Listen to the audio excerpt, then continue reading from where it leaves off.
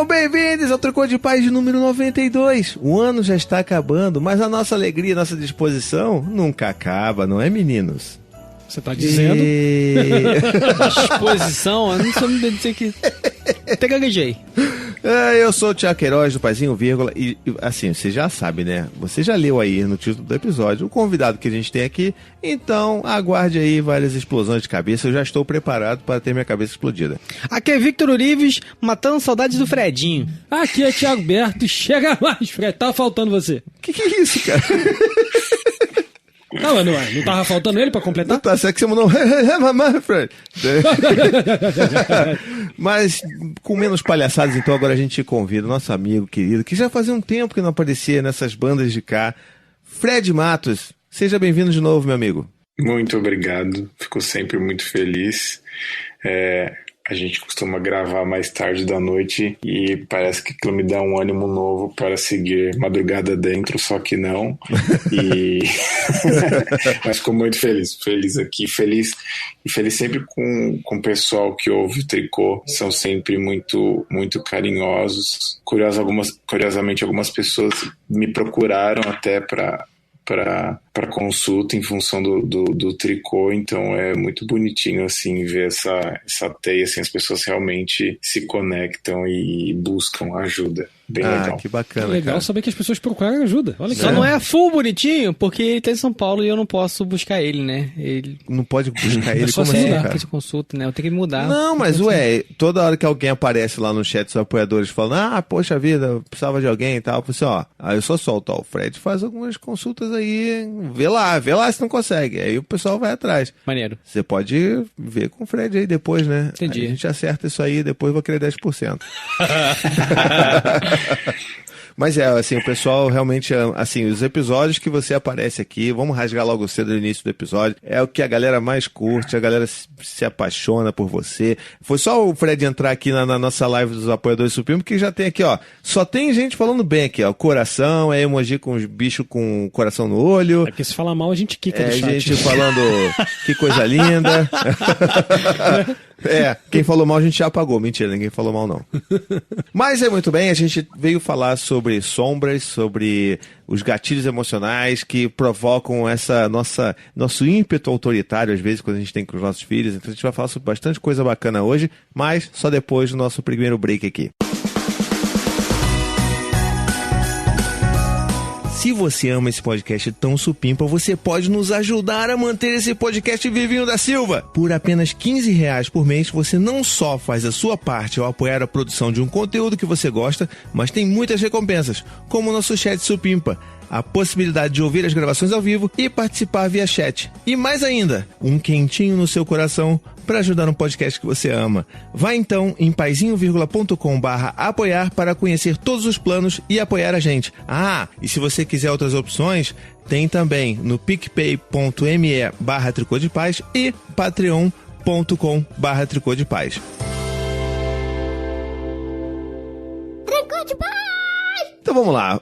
Fred, caso alguém nunca tenha ouvido nenhum episódio que você participou com a gente, se apresenta rapidinho e fala quem você é, de onde você veio, a sua família, o seu trabalho, quem é Fred na fila do pão. Bom, meu nome é Frederico Matos, sou psicólogo clínico, está fazendo 15 anos de consultório, apesar da minha carinha de bebê. De bebê. Tenho livros escritos sobre questão de relacionamento e é isso. E sou pai da Nina, quase fazendo 3 anos, então este sou eu, metido a entendido das coisas.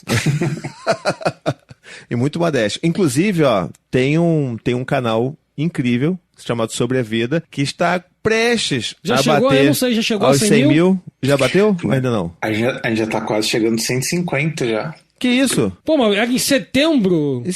Outro dia tava com 100 mil. Que é isso, Fred? Outro dia tava com 100 mil, quem já chega a 150? Assim não pode. Eu posso fazer uma pergunta que eu não lembro se já fiz de você? Você já plantou uma árvore?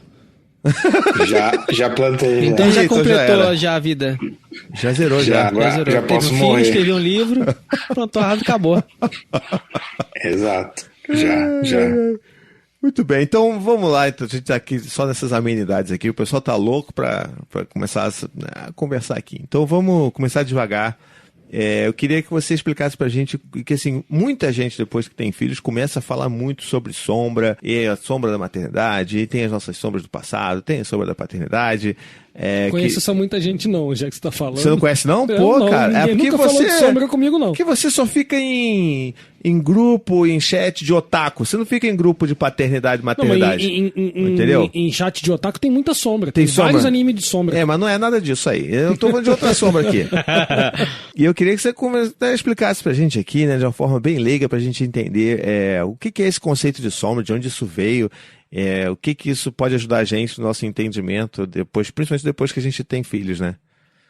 Bom, esse conceito foi cunhado pelo psiquiatra suíço, o Carl Jung, que apesar de esse nome é suíço, não é japonês nem chinês, e ele percebeu que existiam padrões recorrentes na humanidade e que se manifestavam na vida do indivíduo, mas que eles tinham uma dimensão coletiva que ele chamou de arquétipos. Isso é uma definição bem simplista e bem tosca que os junguianos me matariam se me ouvissem. Mas é só pra gente entender o que é. Tá, por exemplo, ele percebeu que existiam padrões nas histórias, nas mitologias, que sempre giravam em torno de uma figura do herói, de uma outra figura do outro gênero, uma figura de uma pessoa sábia, uma figura do vilão, e ele foi percebendo que nesses padrões existia um elemento psíquico entre eles comuns, assim, várias histórias, sejam da antiguidade, pré-históricas, e ele foi percebendo dentro dessas mitologias padrões que apareciam na vida individual. E a sombra foi um deles, né? Então, um deles é o ego, que estava sempre na figura do herói, ou do agente principal, vamos dizer. A figura da ânima e do ânimos, que é a figura do elemento masculino, feminino. Isso tudo também já foi muito questionado, enfim. A figura do self, ou do velho sábio.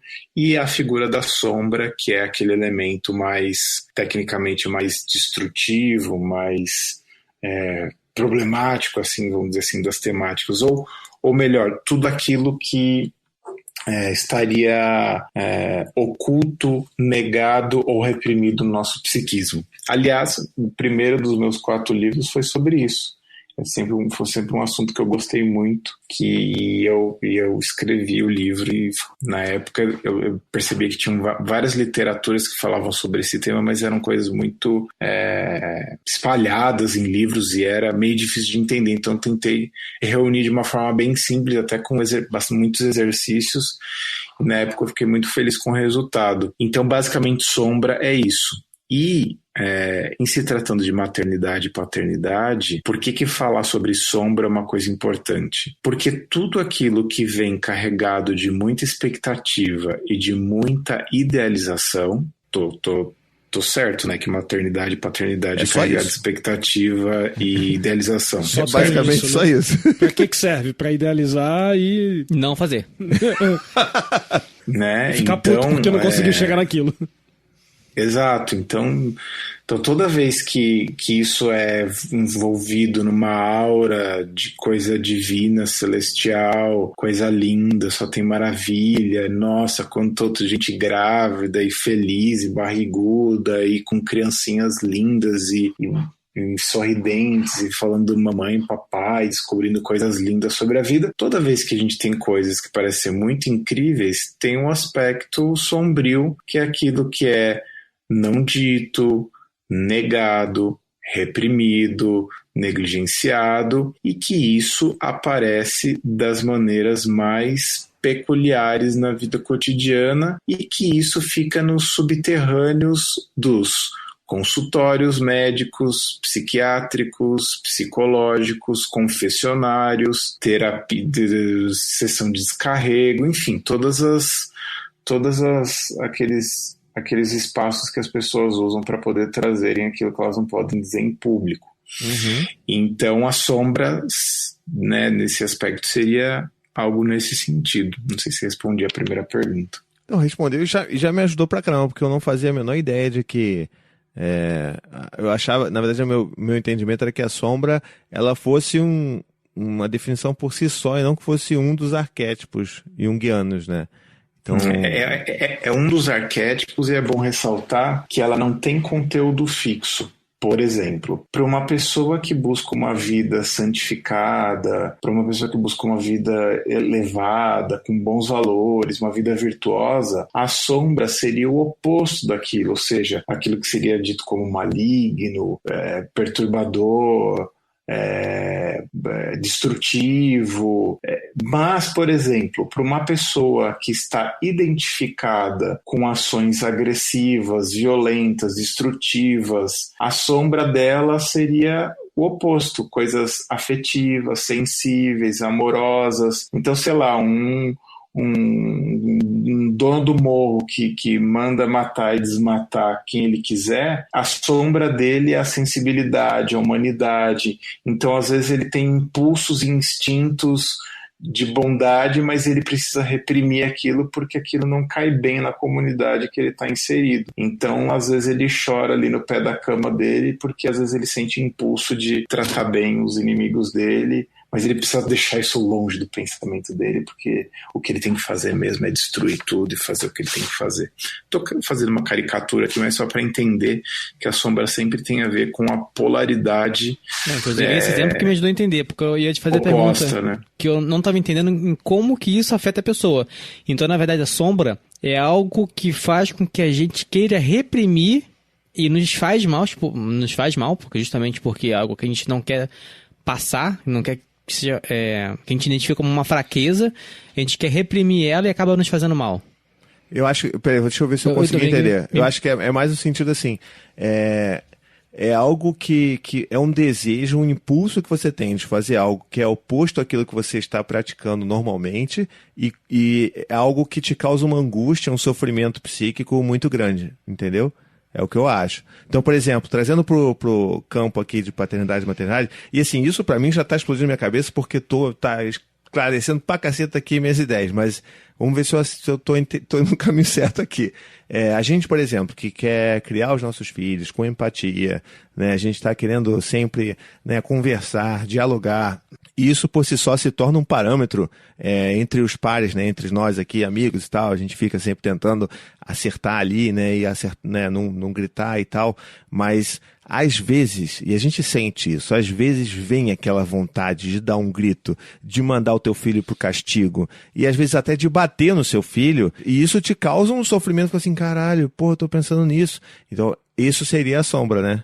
Exato. Agora, o problema é o seguinte, é quando você não tem autocompaixão suficiente para poder cuidar com carinho daquilo que é detestável, mas vem à tona a partir desse elemento reprimido, e aí você fica sufocando aquilo, e às vezes aquilo vem em forma de sonhos perturbadores, às vezes aquilo vem em forma de sentimentos incontroláveis, que você não consegue entender, às vezes de raivas meio inexplicáveis pela criança, às vezes vem aquilo em forma de uma tristeza meio depressiva que drena você porque você se sente mal, mas não pode se sentir mal. Às vezes vem aquele em pensamentos erotizantes em relação à criança, por exemplo. Vem de 1000 formas possíveis, simplesmente porque você não consegue colocar consciência naquilo, ainda que você não atue em função daquilo. Caralho, eita porra, meu cérebro já tá por tudo que é lugar. Não, eu não consegui captar, não. Um pouco... Não, eu acho que eu entendi. Acho que não... Vou dar um exemplo. Mas isso, exemplo. Desenha que é melhor. Por exemplo, eu me lembro quando eu tava com a Nina pequenininha, bebezinha, assim, e eu lembro que ela tava num dia, assim, ela sempre foi uma criança tranquila, mas ela tava num dia, assim, que nada fazia ela parar de chorar, assim, e minha esposa, ela já tinha passado a bola, porque a gente tava se revezando, assim, no choro, pra gente não enlouquecer, e eu me lembro claramente de um pensamento que me ocorreu de jogar minha filha no chão, né?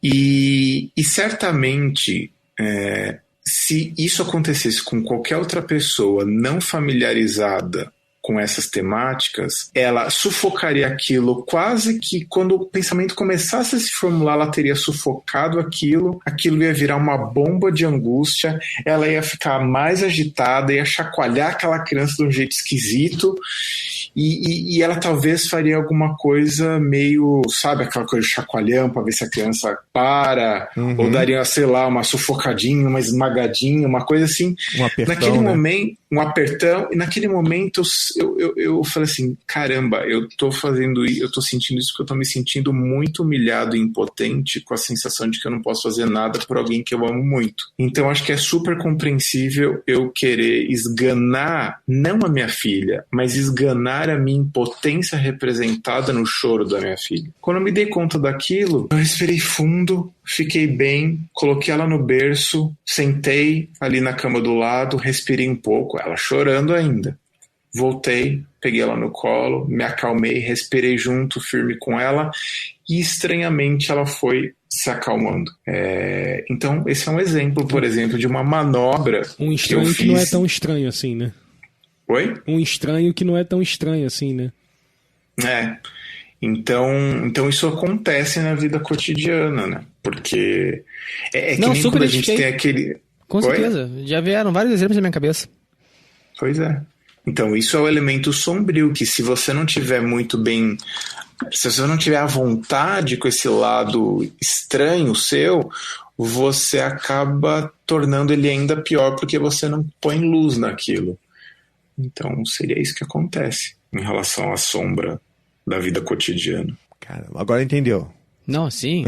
Desenhando tudo fica melhor. Cara, é muito incrível você pensar que algo que para você é tão essencialmente proibido e que você automaticamente, né, por padrão, você vai querer reprimir aquilo ali porque é proibido, aquilo pode te causar mais sofrimento ainda justamente porque você não cria uma consciência sobre aquilo, né?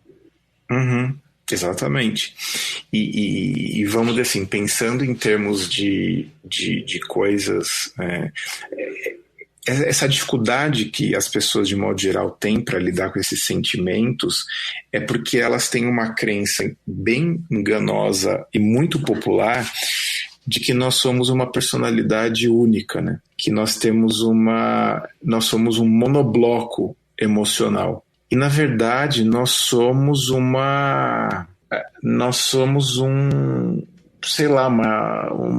carnaval. A gente tem muitas escolas de samba, vamos dizer assim, atuando dentro da gente. Por isso que a gente é carregado de ambivalências. Por isso que as coisas são tão confusas. No campo afetivo isso é muito comum. Então você gosta de uma pessoa, mas ao mesmo tempo você detesta ela na mesma proporção que você gosta. E aquilo que ela fala pra você te afeta de um jeito muito bizarro, que uma pessoa que é estranha a você não te afeta tanto se falasse a mesma coisa. Mas como que eu posso detestar uma pessoa que eu amo? Sim, porque eu sinto ambivalências afetivas, eu tenho muitas dimensões dentro de mim e elas não se anulam simplesmente porque eu amo uma pessoa. Se isso acontece no relacionamento amoroso, por que seria diferente em relação aos nossos filhos, né?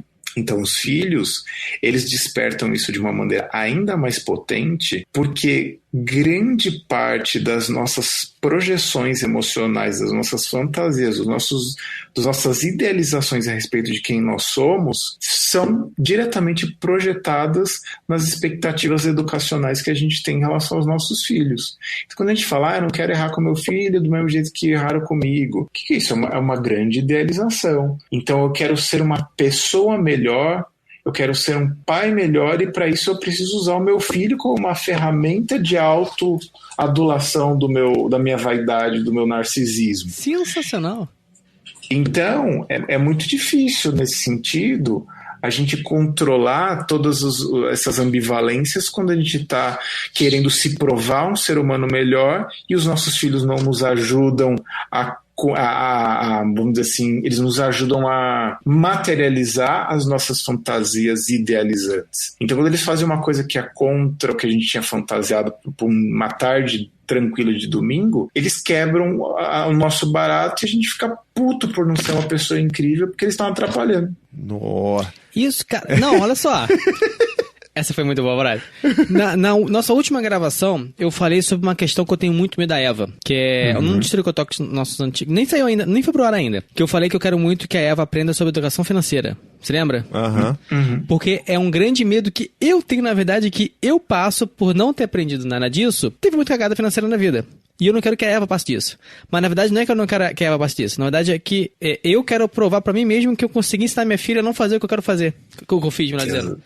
É tipo, na verdade, é atender o meu ego, não por querer realmente que ela não passe por esses problemas. Muito louco, né? Nossa, então tem esse elemento de vaidade que é super compreensível, mas que para uma pessoa muito moralista, e todos nós somos moralistas mais ou menos enrustidos, para uma pessoa muito moralista é muito difícil dela admitir. Caramba, sou uma pessoa bem vaidosinha assim, que na verdade eu quero que minha filha se dê bem com dinheiro, porque eu quero ser o cara que fiz ela se dar bem com dinheiro. Então é uma vaidade minha. Vai que ela se dá mal com dinheiro, eu tenho que me dar conta de que eu falhei miseravelmente mesmo tendo consciência disso.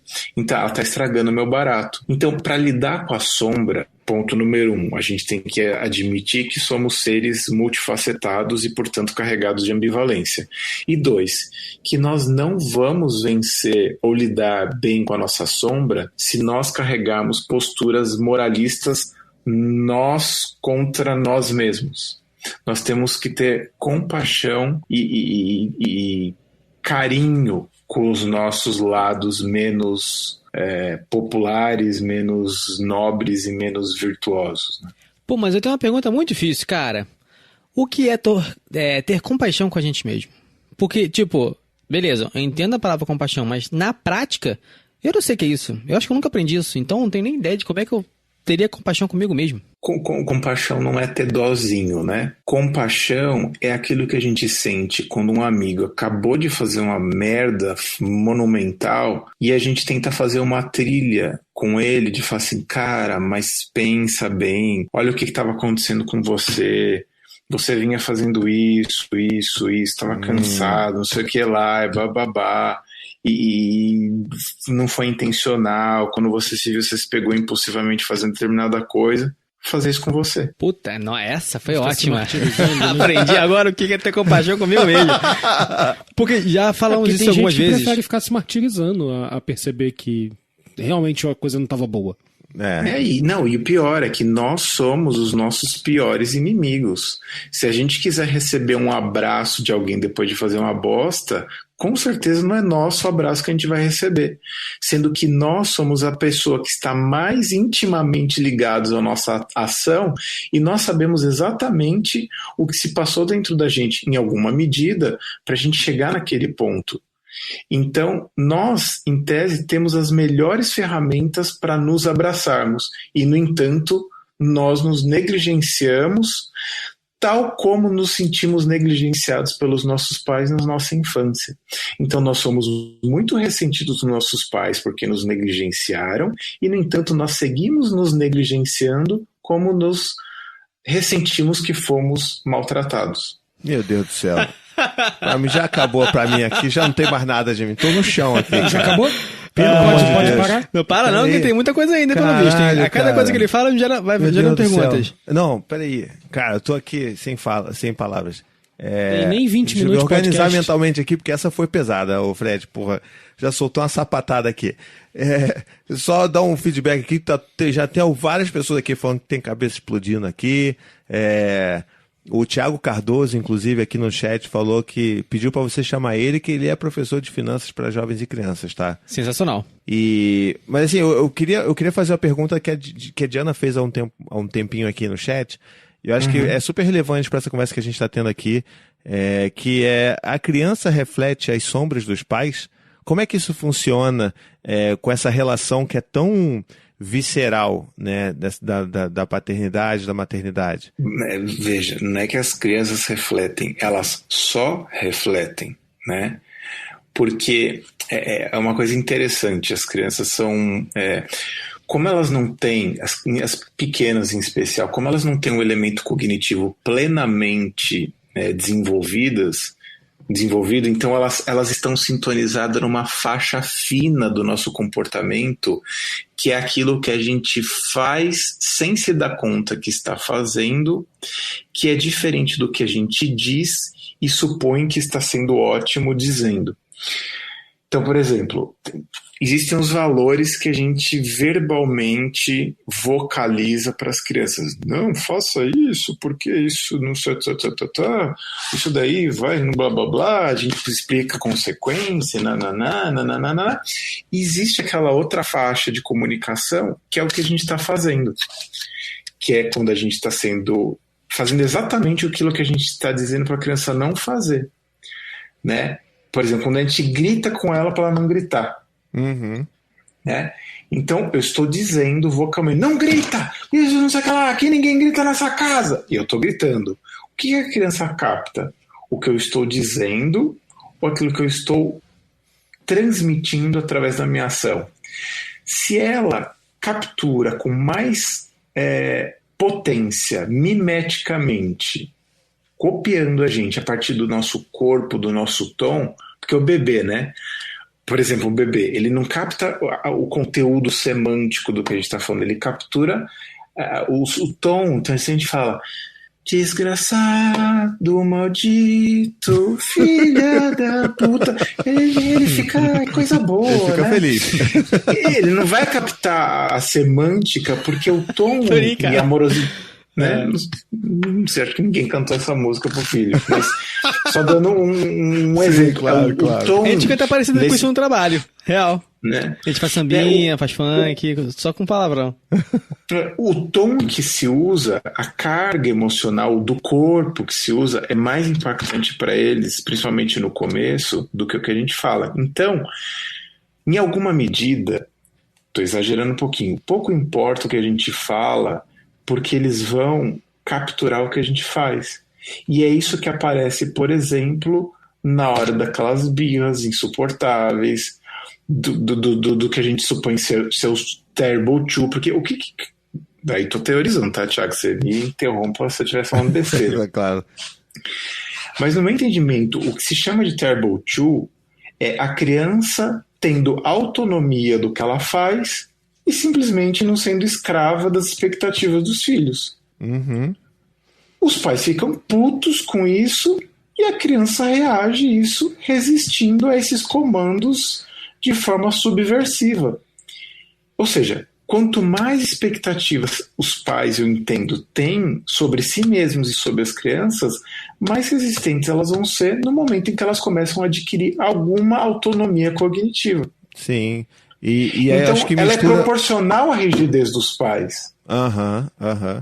E o que potencializa essa situação dos 2 anos, né, é esse fato que você está falando, aliado com o fato de que ela ainda não tem um desenvolvimento emocional, cerebral tão potente para lidar com aquilo que ela vai experimentar na vida, né? Exato. Exato. E ela vai experimentar muitas ambivalências e a gente que é adulto mal sabe lidar com isso, imagina elas.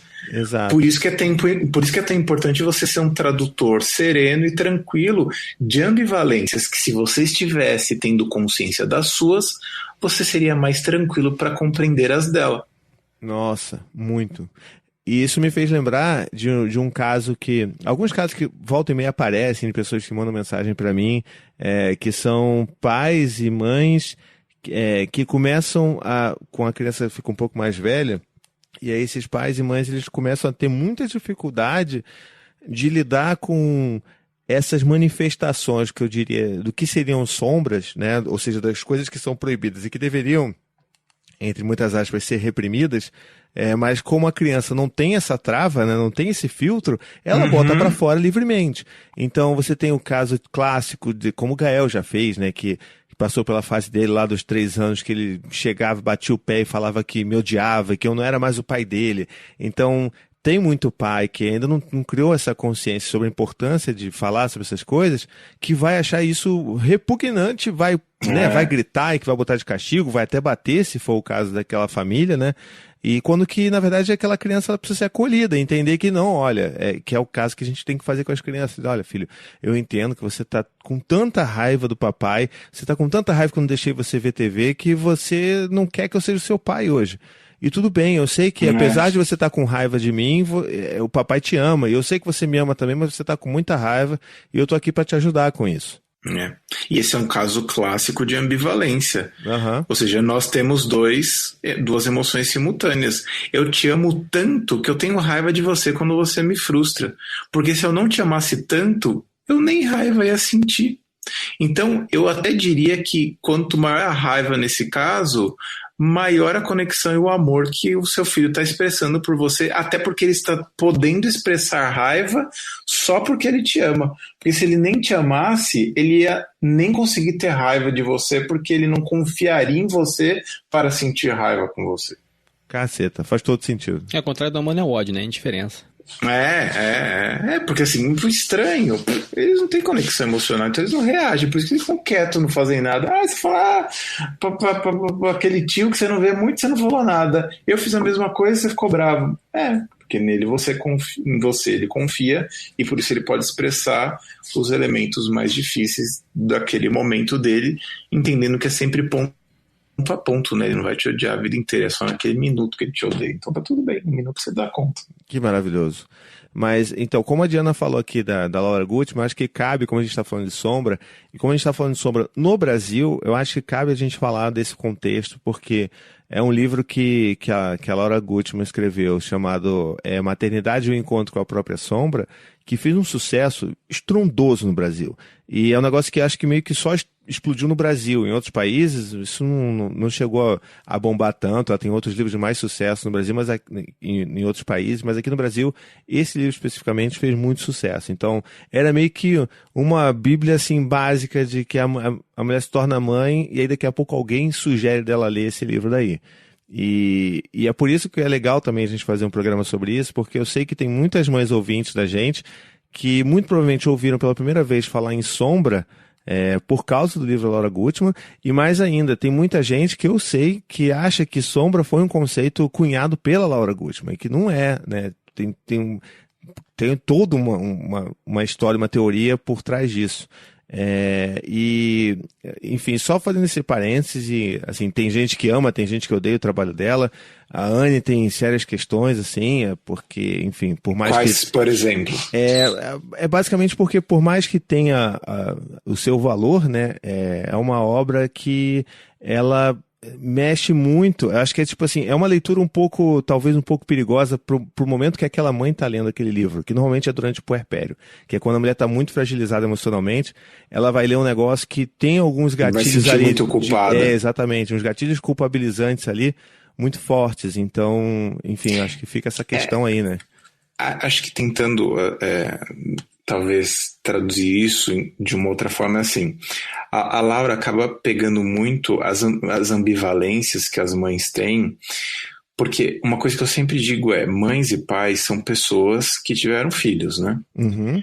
E a nossa cultura tende a converter pais e mães no imaginário a figuras divinas. E quanto maior a pressão que os pais e mães se colocam para cumprir essa expectativa social de que sejam pessoas divinas e que a gravidez é um lugar de maravilhas, e quando o filho nasce é um lugar de conexão profunda e imediata, aquilo causa uma opressão muito grande sobre muitos pais e mães no puerpério, de que esse elemento mágico não surgiu.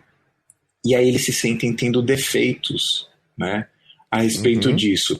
E que se você consegue admitir os elementos sombrios carregados nesse processo, no meu entendimento, você conseguiria conduzir isso de uma maneira melhor.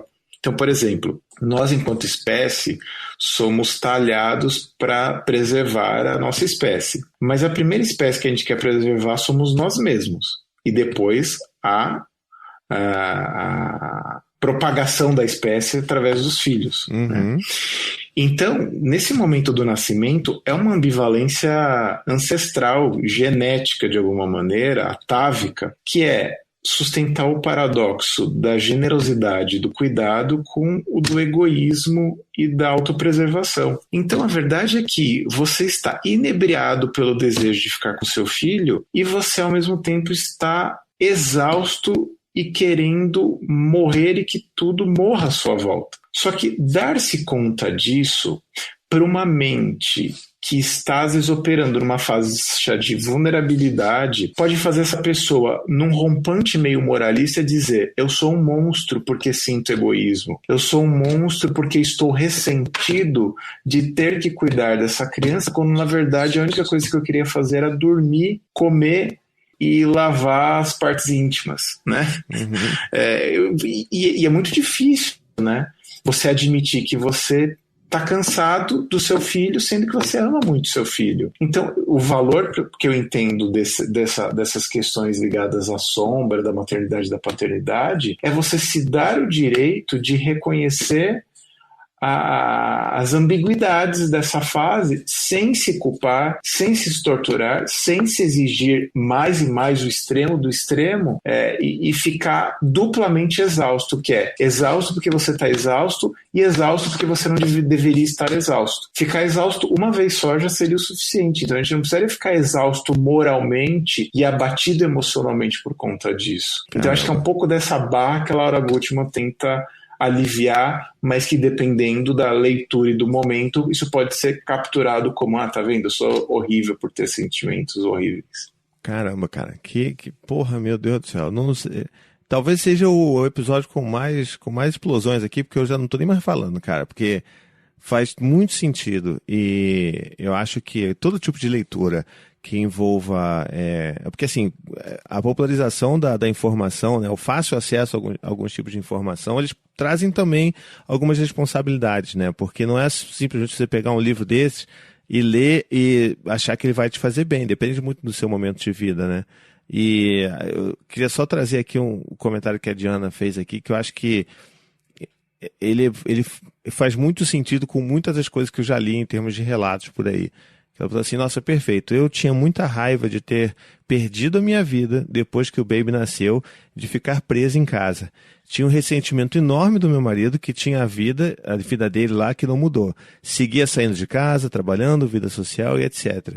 E eu sei que numa configuração aí heteronormativa, aí, bem tradicional, que a mulher fica em casa e o cara volta para trabalhar depois do seu, 5, 10 dias de licença paternidade, eu sei que isso é um negócio que acontece muito frequentemente. E como é que a gente pode tentar ajudar essas pessoas que talvez estejam ouvindo a gente nesse exato momento da vida deles e gostariam de ter alguma palavra de salvação, esperança, né? E aí eu estou supondo que seria uma palavra considerando que essa realidade não vai mudar. Uhum. Então, é paradoxal, né? Essa coisa do benefício de estar do lado de fora de casa.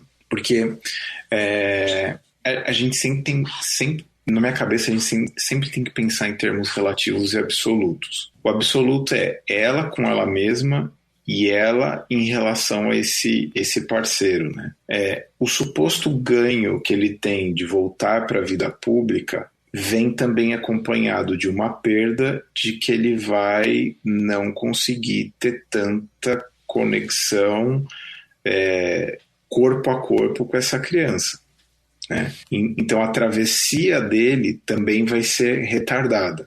Por outro lado, o fato dela estar ali diretamente em contato com aquela criança priva ela de toda uma rotina, de uma vida que subitamente foi tirada dela, porque apesar da gravidez ter 9 meses ali, ela já vai sendo gradativamente privada de coisas nos últimos meses, né? É verdade. Mas ainda assim é uma quebra muito drástica, porque por mais que ela estivesse já dormindo meio torta, ela ainda tinha uma noite supostamente sequencial de sono e de novo, crianças nascendo, isso sim explode a cabeça de qualquer um, porque é muita emoção, é muita mudança, muita coisa, né? Então, por outro lado, ela também está imersa numa situação muito preciosa do ponto de vista íntima, que vai criar conexões únicas e inéditas. Então, nesse caso, eu acho que a pessoa precisa, em algum nível, aceitar esse nível de injustiça para os dois lados, ainda que aparentemente a parte mais injustiçada seja de fato a dela, uhum. né?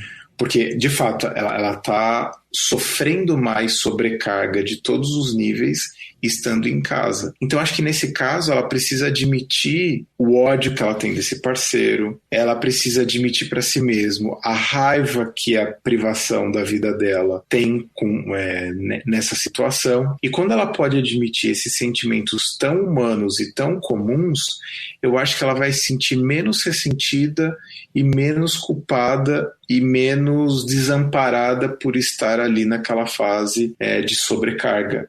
Então, pelo menos ela tira uma camada de problema, que é não poder nem sentir as piores coisas que são comuns de serem sentidas numa situação dessa. Ou seja, ela só vai sentir o quão ruim é aquilo, mas não de se sentir mal por ser ruim aquilo. Caramba, perfeito. É claro que, assim, é sempre bom a gente fazer as ressalvas, que eu entendi perfeitamente o que você quis dizer, é que você tira pelo menos um dos sofrimentos ali. Mas é claro que existem, enfim, realidades que são também muito frequentes, que o cara, por mais que ele esteja perdendo, às vezes ele não tem nem consciência disso, ou também nem se importa com isso. Ah, sim, né? sim. E que isso não é um indicativo de que, olha, você, mãe que está vivendo isso, você tem que abraça e é isso aí mesmo. Não, assim, existem outras, além disso, porque assim, isso ajuda você a lidar melhor com a forma como você se sente mal por estar sentindo essas coisas negativas, né? E isso não quer dizer que você não possa reivindicar e confrontar a pessoa com isso. Por isso que eu falei no começo, né? Estamos partindo do pressuposto que isso não vai mudar, né? Supondo que há muito pouco que a ser feito. Que não é verdade, né? Na maior parte dos casos você consegue fazer muita coisa. Supondo que isso não pudesse ser mudado, a única coisa que restaria é ela ter que lidar com o desconforto com ela mesma. Claro. Mas, obviamente, isso tudo pode ser mudado com chacoalhões, conversas e um monte de coisa que dá para se fazer. Né? Nossa, muito. Cara, pra mim, foi isso aí. Meu Deus do céu. Cereja do bolo. Se você é um dos ouvintes que tem filhos ou convive com uma criança, você precisa saber dos nossos podcasts feitos especialmente para crianças. Um deles é o Conta Pra Mim, um podcast lindo onde eu e minha amiga Fafá contamos as melhores histórias para vocês, com uma edição genial do nosso querido amigo Samuel Gambini. O outro é o Coisa de Criança, onde eu e a Ania, minha companheira, gravamos contando as curiosidades e os porquês da vida para crianças. Então ouça aí, onde quer que você ouve podcast, e ajude a gente a mostrar para as crianças tudo, esses podcasts supimpas.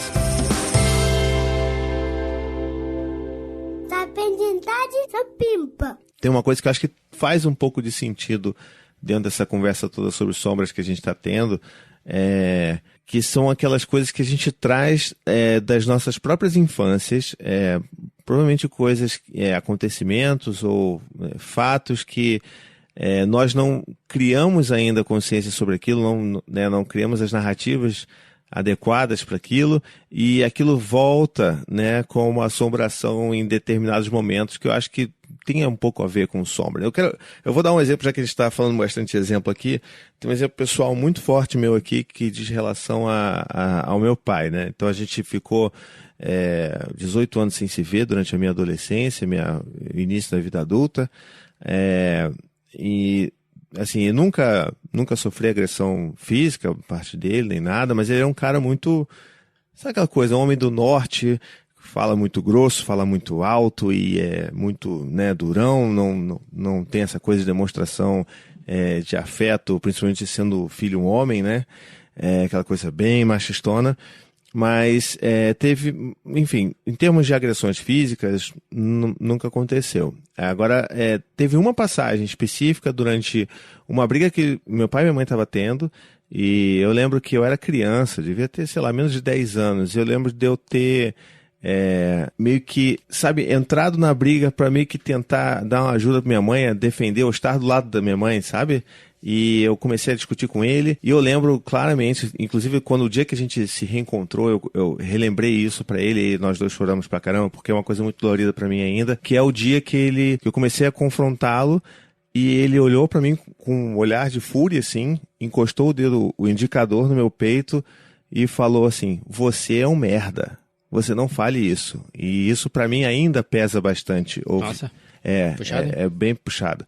Isso pra mim ainda reflete bastante, né? Apesar de eu já ter feito terapia, já ter falado bastante sobre isso, já ter chorado bastante com relação a isso, eu sei que por mais que eu já tenha trabalhado bastante essa questão, às vezes, em momentos de extrema exaustão, em momentos muito desafiadores com os meus filhos, vem aquela sensação de fazer isso com os meus filhos, de apontar o dedo para eles assim, você é um merda, Sim. sabe? Sim. E aí, por isso que eu acho que isso tem tanto a ver com Sombra, mas é uma coisa que vem também no meu passado e se mistura tudo, porque imediatamente eu me sinto péssimo por causa disso. E eu tenho tentado trabalhar essa coisa também. Peraí, não. O lance da autocompaixão que você falou, de entender que, não, peraí, eu tô fudido, eu tô exausto, eu tô tendo privação de sono há não sei quantos anos na minha vida. Tá tudo bem eu sentir dessa forma e tudo mais. Enfim, tem essa ligação mesmo de coisas que acontecem no seu passado e podem voltar em forma de sombra? Como é que é isso? Sim. Porque, na verdade, quando a gente fala voltar em forma de sombra, elas nunca foram embora, né? Muito bom, é verdade.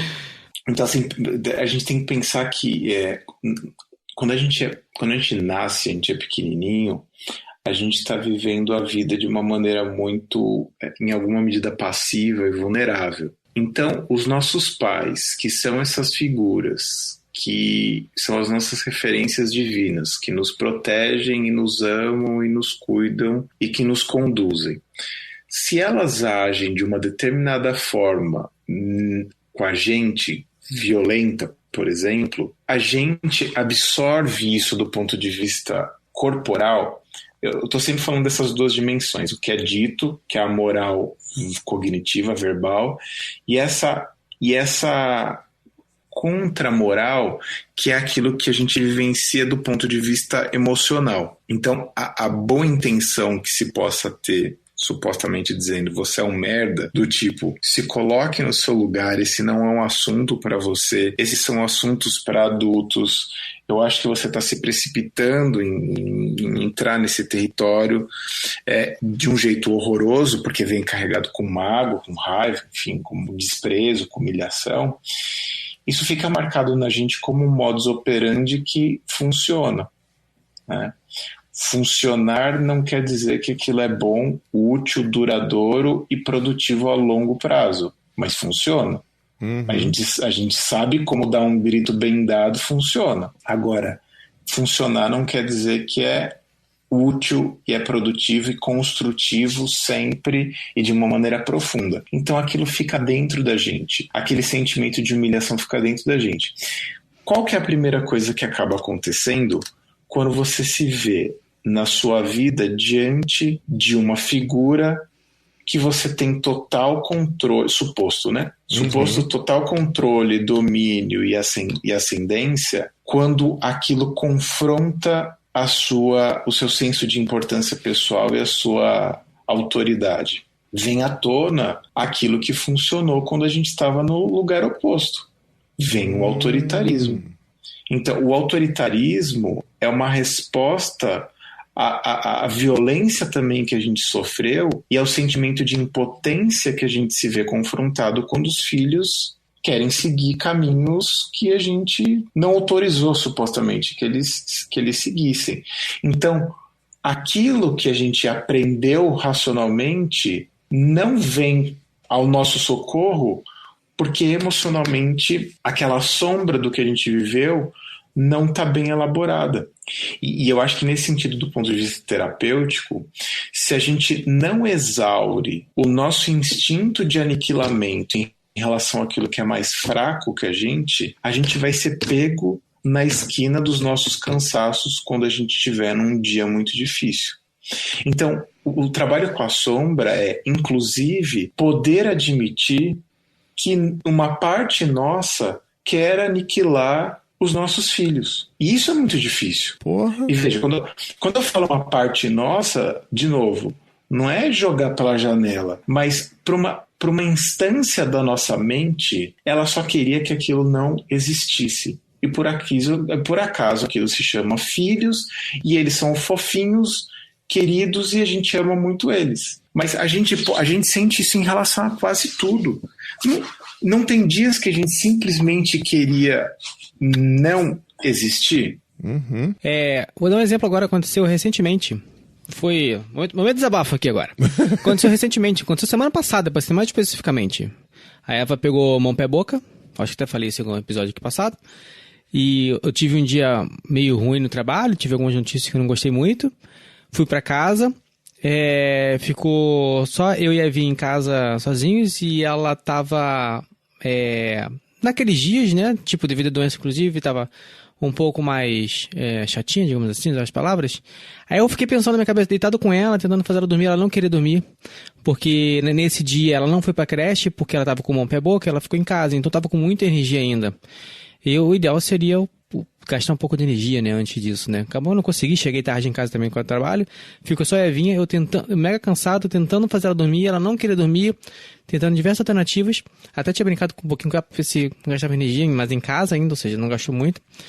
E eu fiquei pensando, cara, e se eu não tivesse Eva? Como é que seria meu dia hoje sem Eva? O que eu estaria fazendo sem Eva? Eu comecei a dar uma viajada nisso, e eu me senti bem mal. Eu fiquei um tempo pensando nisso, mas depois eu falei, porra, cara, mas, sabe, começou a dar um mal-estar pensar nisso. Uhum. E aí eu fiquei meio me culpando depois disso. É só isso mesmo. Então veja, se naquele momento você pudesse olhar e falar assim, nossa, que nem, por exemplo, eu tô às vésperas da minha primeira viagem sem a Nina. Em vários momentos eu fico absolutamente feliz com essa perspectiva. E aí vem um impulso em mim falando, puxa, mas você tá feliz porque você vai ficar sem a sua filha? E aí eu respondo para mim mesmo, eu tô feliz, porque eu sei que podendo ter esse momento onde eu vou me recompor, porque eu tinha brincado, né? Até os 1000 dias eu não vou sair de perto dela. Né? Muito bom. Enfiei esse número na minha cabeça. Eu cheguei perto, tô chegando perto dos 1000 dias, então tá tudo certo, assim. Agora, podia ter sido antes, tá? Mas na minha cabeça, tá?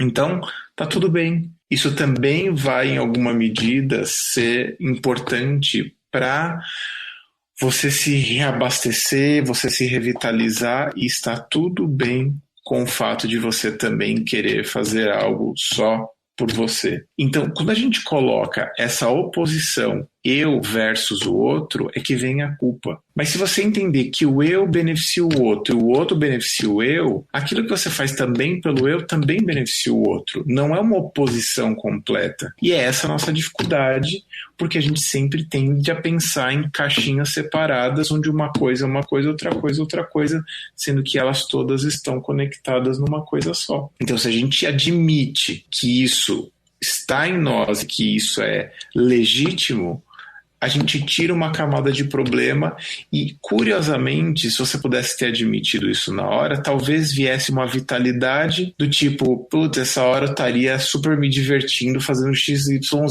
De repente, aquela energia que você estaria fazendo XYZ te vem à tona e, de repente, você consegue gastar um pouco a energia dela e ela, de repente, dorme depois com tranquilidade. Ou seja, a sombra também ela pode trazer uma carga de vitalidade, de energia, se for bem integrada na nossa consciência. Fantástico. Caramba, é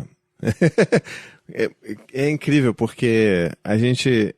Eu acho que esse episódio, mais do que os outros, inclusive, eu acho que deve estar dando uma sensação de muita sessão de terapia para um monte de gente que está ouvindo a gente. Pra mim tá, eu vejo várias perguntas. Para mim também. Mas é incrível como ouvir isso e ter consciência dessas coisas, ao mesmo tempo que no início, né, dá uma sensação de caramba, mas é mesmo? Será? Mas ao mesmo tempo, quando você ouve, as coisas sedimentam na cabeça e tudo mais, a gente dá um alívio, sabe? Pelo menos eu tô sentindo uma sensação muito de alívio de, sabe... Eu sou normal. Poxa, caramba. Eu sou humano, então... eu posso sentir isso, eu posso entender isso. Exato. E tentar usar isso a meu favor. Pô, então assim, eu espero que você que esteja ouvindo a gente aí esteja sentindo o mesmo, porque é bom a gente sentir e saber disso, né, cara? Agora eu tenho uma pergunta, uma questão, na verdade, que ao longo desse episódio eu fiquei pensando. Essa questão, eu acho que eu não sei, é um tópico da vida muito difícil de aprender. Na verdade, eu jamais acho que procuraria ver isso se você não tivesse chamado o Farid para falar sobre sombras. E eu nunca entenderia, talvez nem aprendesse ainda o que é compaixão, pior ainda.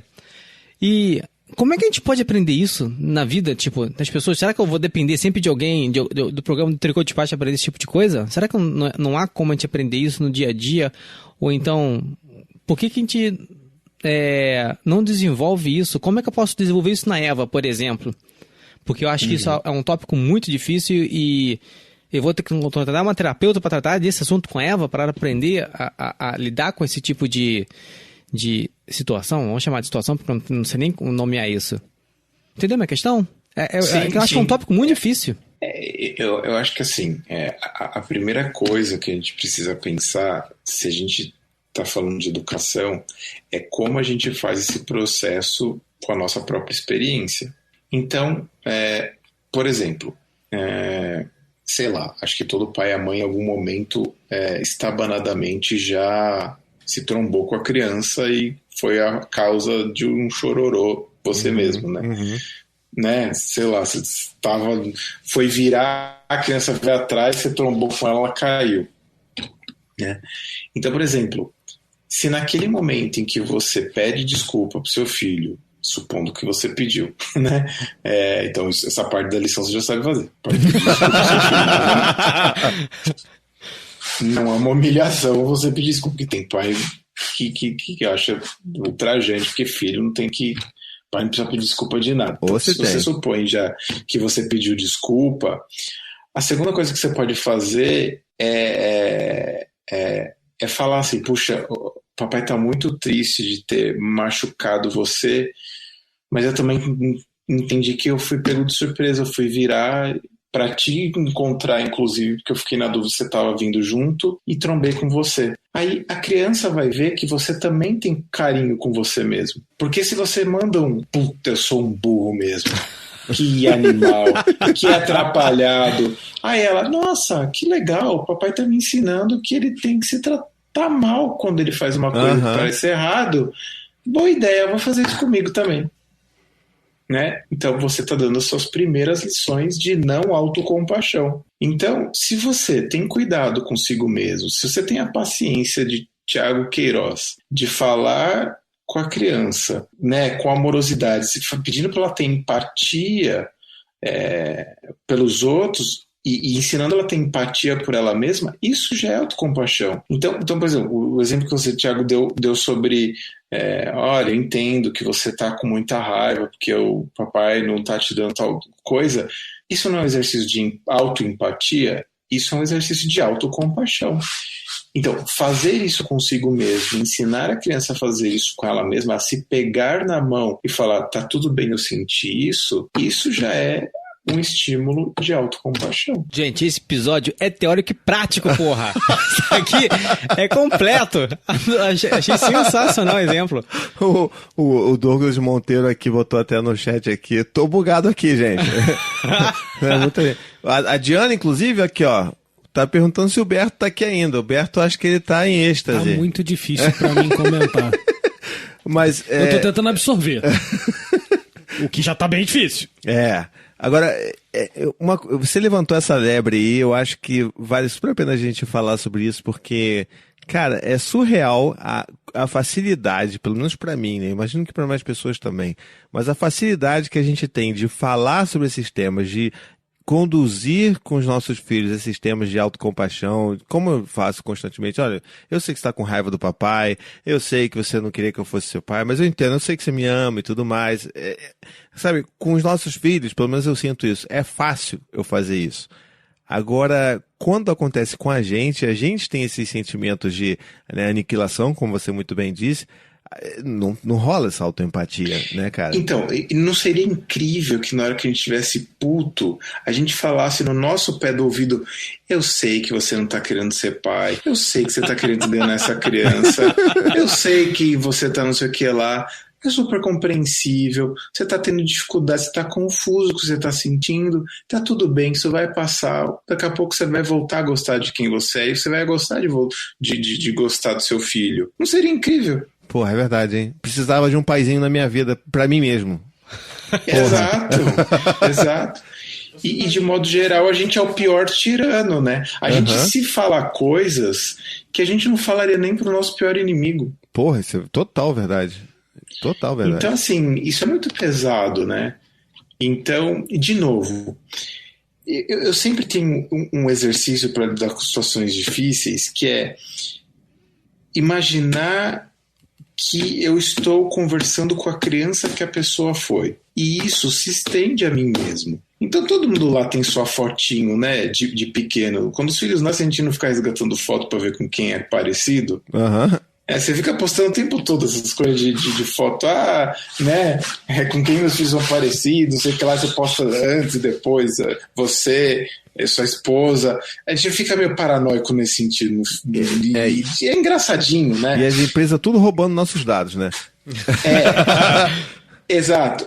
E assim, a gente tem as nossas fotos de pequeno e a gente fica com carinho daquela foto. Por que a gente não lembra que quando a gente está cuidando da gente, a gente está cuidando dela? Porra, porque bom, tudo hein? bem, o adulto, tal, barbado, marmanjo, que já devia saber o que tem que fazer na vida, esse a gente dá uns tapas na orelha. Mas é aquela criança que a gente foi e que só tá com um pouquinho mais de barba na cara. Por que a gente não pode cuidar dela? É dela que a gente tem que cuidar quando a gente está fazendo algum tipo de besteira na vida. Porque ela e nós são a mesma coisa. Meu Deus, é simples.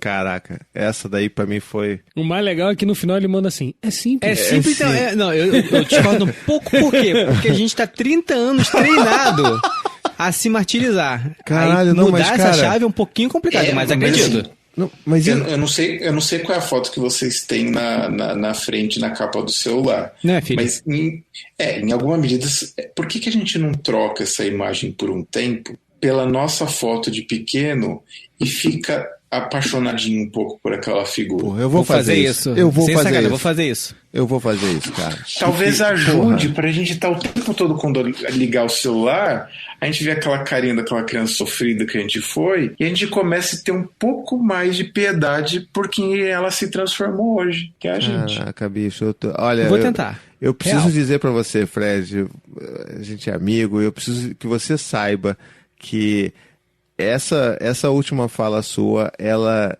potencialmente mudou minha vida. Porque eu não tô falando nem rindo, porque assim, é muito importante isso que você falou. E quando você começou a falar sobre isso, eu comecei a me lembrar de umas 2 ou 3 fotos específicas que eu tenho de mim criança e que eu guardo essas imagens na minha cabeça com muito carinho. E eu acho que isso vai me ajudar muito, de verdade, nesse processo. Então, muito obrigado. E eu diria para você dar um passo além, já que você tem essas imagens com carinho, eu acho que vale você, né? Então agora cada um aí ouvindo o podcast pode, se quiser fechar o olhinho e fazer um pouco esse exercício de imaginação, se imagina de frente da criança que você foi, né? Se imagina agora, diante da criança que você foi. Tô fazendo. Olha para ela com cuidado, olha a roupa que ela tá usando, o jeito que ela tá sentada ou que ela tá de pé, a maneira com que ela tá te olhando. E repara que ela tá curiosa de olhar você. Ela veio do futuro e ela tá curiosa porque ela tá tendo uma sensação boa de olhar você. E você tá vindo do futuro para dizer para ela: a gente conseguiu viver bem apesar das coisas difíceis que eu sei que você tá passando. Nossa, gente, até arrepiou. Não tá sendo fácil ser essa criança que você tá sendo. E eu confesso que às vezes não é fácil ser o adulto que eu tô sendo. Mas eu acho que você vai ter muito orgulho de saber que você virou uma pessoa incrível. Mesmo que eu ainda não tenha todos os dias incríveis como eu gostaria de ter. Eita, pronto, agora eu tô chorando aqui. Já tem gente falando que tá chorando também aqui no chat. Como terminar um podcast sem terminar? As pessoas simplesmente não conseguem continuar depois. Mas foi bom mesmo, gente. Puta merda, cara. Obrigado de verdade, de coração. Fazendo terapia em escala. Eu tô aqui... meu Deus. Tá todo mundo chorando aqui já no chat. Eu queria comentar aqui que eu não tô conseguindo falar, cara. Uma coisa que o Ricardo Lana comentou. Ele é psicólogo também, então ele tem uma contribuição bacana que ele botou aqui no chat. Acho que é bom pensar nisso tudo como um processo de desenvolvimento, algo que ocorre com avanços e retrocessos, e saber que crises geram desenvolvimento. Essas culpas, inclusive, nos mostram caminhos possíveis para o desenvolvimento quando entendemos as necessidades que estão ali. É uma forma muito bonita, cara, de resumir tudo isso. Eu acho que é bem isso mesmo. E enquanto vocês continuam conversando aí, eu tento me recompor, eu vou botar na tela do meu celular, eu vou tirar, olha isso, a tela de bloqueio do meu celular é a RuPaul, tá? Pra vocês terem ideia do tamanho da importância, foi isso que o Fred falou, e eu vou botar a minha fotinha aqui, Thiago Bacuri brincando no seu castelo de Grayskull. Brincando com seu castelo de Grayskull. Ele vai agora aqui. Bom. Porra. Fale aí, porque eu tô precisando recompor. Eu tenho 2 fotinhos. Tem uma foto de proteção e uma foto da tela do fundo de tela. Eu vou trocar uma delas. A outra eu vou deixar vinha. É que é vinha. Não precisa tanto da vinha, né? Vou botar outra também. Eu tô tendo dificuldade aqui de botar essa foto. Eu não tô conseguindo. Acho que eu não me recompus o suficiente para lidar com a tecnologia. Mas tá aqui separado. O Ricardo tá aqui, está pedindo pra dar o break, o pessoal não tá aguentando mais, o pessoal, pelo amor de Deus, solta um break de leve pra aliviar a galera. Então, bom, eu acho que não existe forma melhor da gente terminar essa conversa do que com isso. Eu tô me sentindo muito pleno, muito aliviado, muito de alma lavada. Não, esse exercício final aí é pra acabar com todo mundo. Tem que colocar um aviso. Samuel, coloca um aviso antes de começar essa parte do vai ter ninja Fred, cortador de porque cebola. Senão a galera vai bater o carro, vai ter acidente. Bom, gente, então, já que estamos aqui morri, mas passo bem, né? Um pouco recuperado aqui. Vamos para as indicações supimpas, então, ver o que a gente tem para alimentar essa alma, mais do que esse episódio já nos alimentou, né? Se você quiser ajudar o nosso podcast ainda mais, temos 2 dicas para vocês. A primeira coisa que você pode fazer, se você tiver um iPhone, é só ir lá no aplicativo Apple Podcasts e deixar uma review de 5 estrelas pra gente. É rapidinho e super ajuda. E a segunda coisa é mais fácil ainda. Piramide os seus amigos. Pegue um episódio que você acha que o seu amigo vai gostar pra caramba e apresenta pra ele. A gente tá no Spotify, no Deezer e em todos os apps de podcast.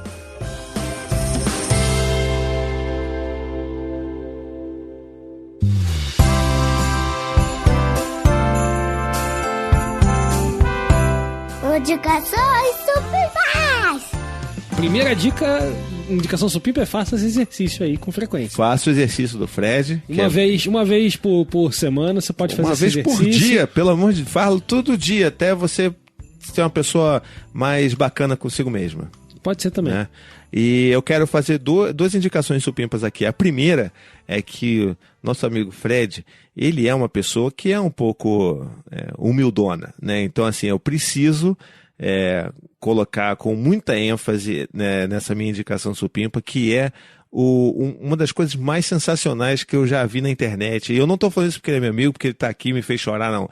É uma das coisas que é mais sensacionais que eu já vi em termos de produto digital, que é o Fredflix. É genial já no nome. Fredflix. É a Netflix do Fred, meu amigo. Levemente brega, mas é sonoro. É muito bom, cara. E, cara, é aula atrás de aula, cara. Ele tem lá um conteúdo.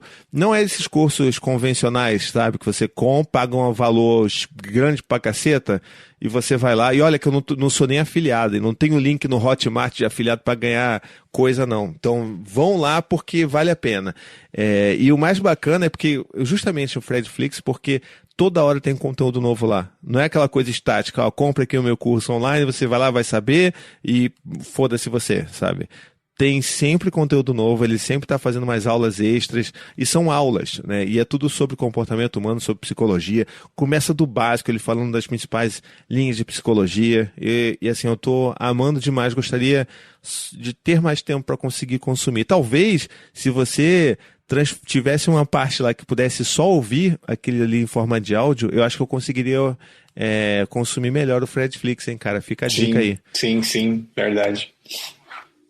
E tem uma coisa que eu até estreiei, que é uma parte que é de sessão de terapia, que eu simulo como se eu estivesse fazendo perguntas que eu poderia estar fazendo numa sessão de terapia e, obviamente, não respondo, porque a pessoa não tem como responder para mim, mas eu vou seguindo e aí eu vou dando um tempo para ela pensar, responder, como se ela estivesse numa sessão, para quem tem vontade de conhecer como que é o processo, mas às vezes não tem recurso, não tem tempo para isso, então tem lá uma parte que é de sessão de terapia. Então todo mês, a cada 2 meses, vão surgindo 4 novas sessões com temáticas que resgatam coisas da nossa vida e tudo mais. Então tá bem legal a primeira temporada, depois vem a segunda, a terceira, enfim. Olha que foda, olha que foda. Que maneiro. E digo mais, cara, é um valor...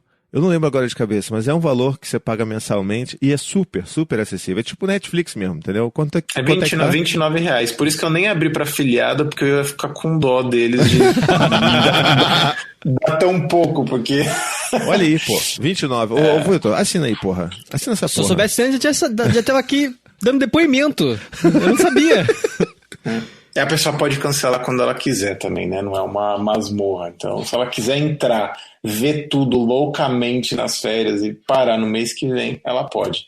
Mas é que, de novo, tem todo mês um conteúdo novo. Então, tá bem legal. Tô bem feliz de estar produzindo o conteúdo, porque eu sou uma máquina de ideias e eu ficava reprimindo isso. Agora eu descarrego tudo lá. Pô, que coisa linda, cara. Que coisa linda. E qual é a tua outra indicação? Peraí, calma, deixa eu só comentar aqui que a Fernanda Siviec, estou falando agora sobre o nome correto dela, no nosso chat de apoiadores supimpas, ela disse uma coisa que a gente sempre fala e sempre enche o saco do Fred quando ele vem gravar com a gente. Vou dizer só para manter o nosso rito aqui do podcast, que é: o Fred poderia transformar os vídeos dele em podcast, assim ficaria mais fácil para eu ouvir no carro, igual o Thiago fez com os vídeos no YouTube dele. Fica aí. Então, Fred, mais uma vez, fica a dica. Fica aí. Eu sei que você não quer fazer, quando mas... chega na 10ª, aí você faz. Hashtag sem pressão. Já tá pedindo música. Já é pressão do público, já é nossa mais. Bom, mas... E aí a minha segunda indicação é um podcast. Tem tempo que eu não indico podcast aqui. E é um podcast chamado Fogo no Parquinho. Fogo no Parquinho é Parquim, né? Parquinho mesmo. Procura aí, já tem em todas as plataformas. E é apenas um podcast feito pela Sabrina Fernandes, conhecida por todos nós, uma mulher incrível, com a Débora Baldin, que é alguém que eu admiro, curto e sigo, e ouço que ela fala já há muitos anos, e a Gabi Nascimento, que é uma pessoa também muito legal, que eu não conhecia, eu comecei a conhecer por causa desse podcast. E o que é o Fogo no Parquinho? É aquele podcast para atender todas as suas necessidades marxistas. Sabe? Aquele podcast bem...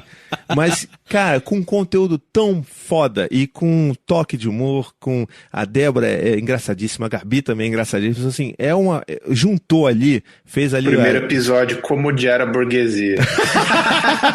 Tá vendo? Cara, é muito, muito, muito bom. Sugiro que vocês ouçam. Só conhecer um burguês. Então fica aí as minhas dicas. E você, Vitor? Posso dar? Eu tenho um livro pra indicar.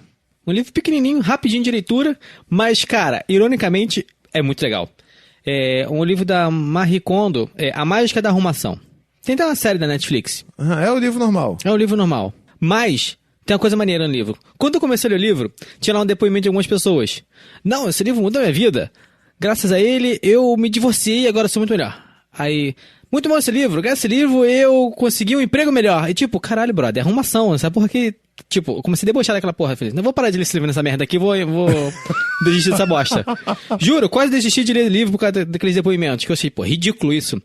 Aí eu comecei a ler. O livro realmente fala só sobre arrumação. Só que, pra você atingir aquele nível de arrumação, na verdade você adquire um lifestyle.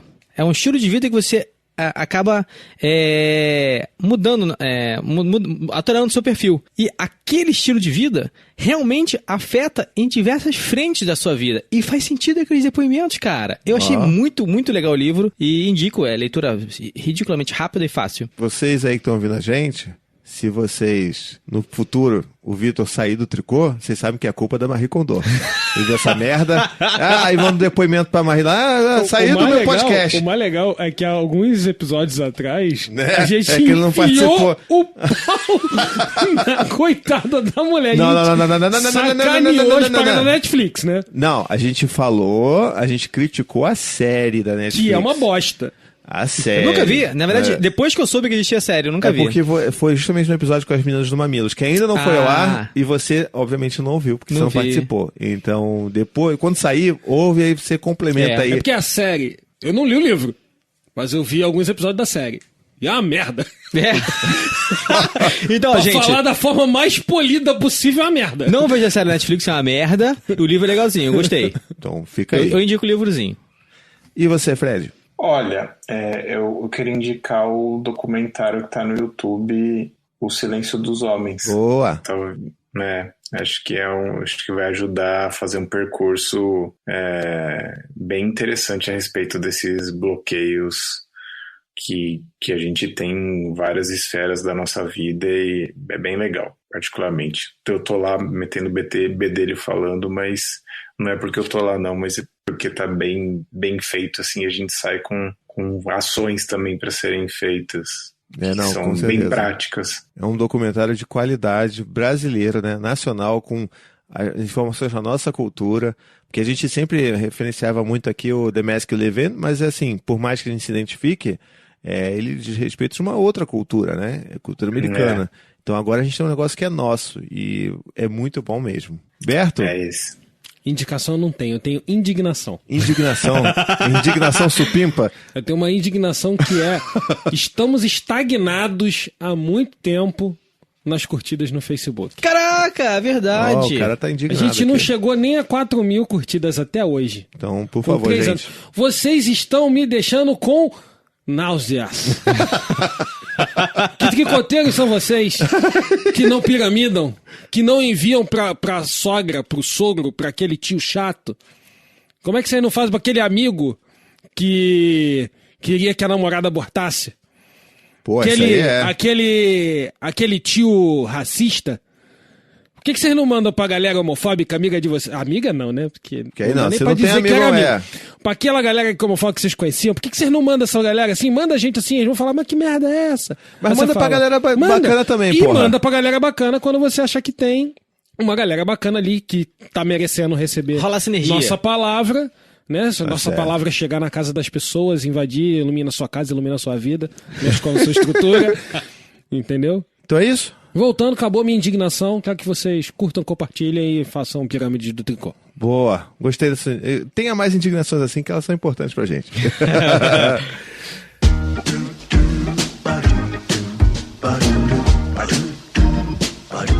tá acabando! Muito bem, então chegamos a mais um fim de episódio, um daqueles episódios que eu vou precisar ouvir algumas vezes ainda, aquele episódio que acalenta, que transforma, que melhora a nossa vida. Fred, como sempre, é um prazer gigante ter você por aqui, meu amigo. Muito obrigado pela sua generosidade, pelo seu tempo. Eu que agradeço, fico sempre feliz de participar e reabastece minhas energias. Me segue lá no Instagram, Fred Matos com 2 T, vocês vão ver um monte dessas e outras reflexões. Boa. E no YouTube é sobre a vida, né? Não é Fred Matos. Isso, no YouTube é blog sobre a vida. Boa. Mas também se colocar Fred Matos, acho que cai no YouTube também. Perfeito, isso aí. Manda lá, sempre é bom. Se você estiver seguindo ele a partir de agora, fala, vim aqui por causa do tricô, pra saber que a gente tá mandando essa onda de amor por Fred, né? Se você quiser também, você pode conversar com a gente nas nossas redes sociais. A gente é Tricô de Paz em tudo que é lugar, né? Menos no LinkedIn, porque não precisa ter podcast no LinkedIn, né? Mas qualquer dia a gente tá por lá também. Pode ser também. E se você quiser mandar um e-mail falando como é que você se sentiu com esse episódio, por favor, teremos prazer de ler.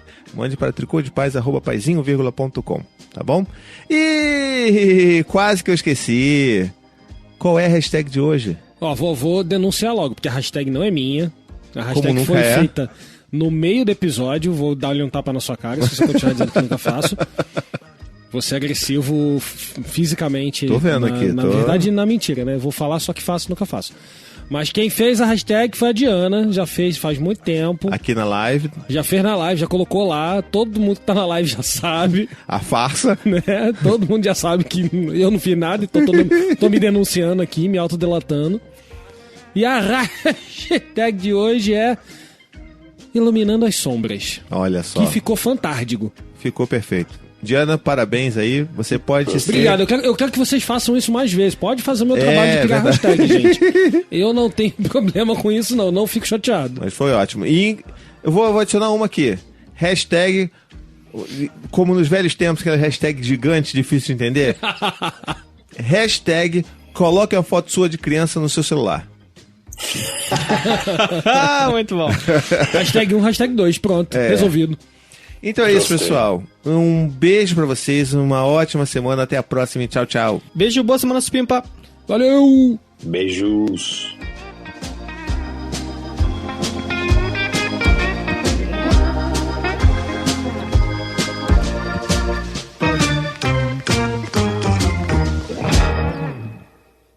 Esse podcast faz parte da família Paizinho Vírgula de Podcast.